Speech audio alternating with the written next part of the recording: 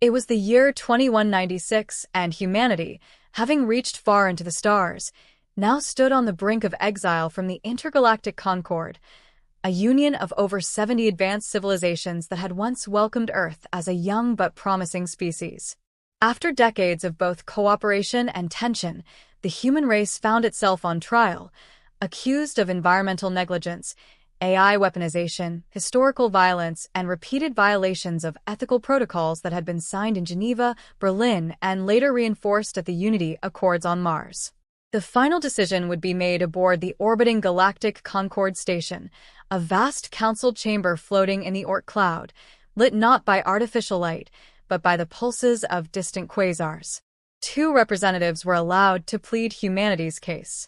First was Commander Elias Becker, a decorated German officer known for his unshakable principles and calm diplomacy.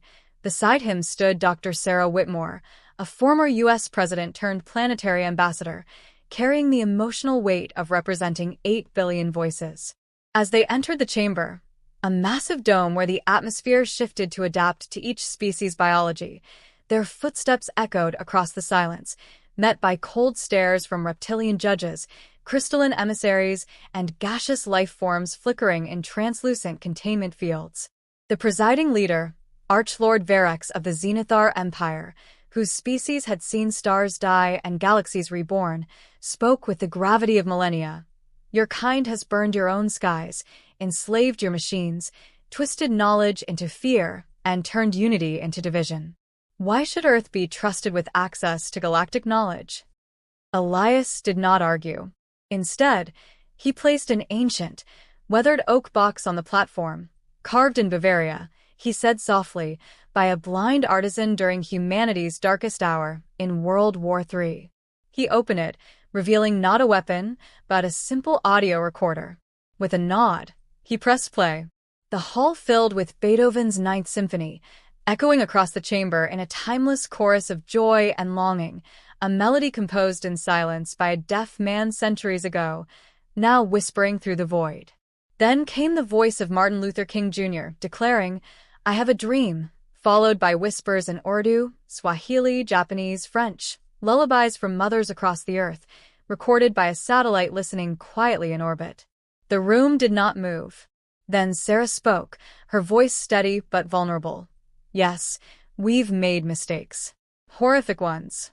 We built bombs, but we also built bridges. We tore down forests, but we also painted forests into poetry. We enslaved, but we also freed. And we've never stopped trying to be better. Humanity is not a finished species. We're a work in progress. What you see as failure, we see as the beginning of wisdom." She reached into her coat and held up a crumpled drawing, a child's sketch of Earth, ringed by stars and labeled home. "Please don't leave." It had been mailed from a third-grade classroom in Italy. Then Elias, voice low, recited a portion of Friedrich Schiller's Ode to Joy, "All men become brothers, where thy gentle wings abide." For a moment, it seemed even the air in the room paused. The elders of the Carthian collective, the Varelian cloud minds, even the rigid Sithrak judges, all fell into a shared silence that was not empty, but full of something deeply ancient. Recognition. Finally, Verax spoke again, his voice not softened, but transformed. "You are unpredictable. You are chaotic. But you are also alive. No species has fallen so many times and still dared to dream." The votes were cast. Humanity, by a margin of 2, was allowed to remain. As the Earth delegates returned to their ship, drifting past the rings of Saturn, Sarah looked back toward the glowing sphere that was Earth and whispered, "We didn't win with logic, we won with soul." And far behind them, in the great council dome of the stars, Beethoven's Ninth played once more, not as a defense, but as a reminder that within even the most broken species, there can still echo the music of hope.